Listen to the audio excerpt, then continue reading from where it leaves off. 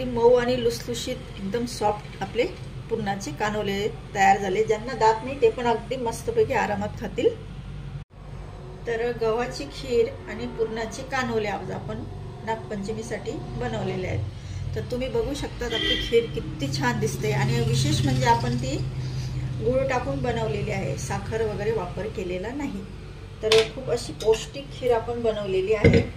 वरून थोडेसे ड्रायफ्रुट्स आणि मस्तपैकी गरमागरम कानोले घ्यायचे। मला प्रचंड आवडते हे आणि बनले पण एकदम सॉफ्ट आहे। तुम्ही बघू शकता आता गरम आहे। मस्तपैकी तयार झालेले आपले,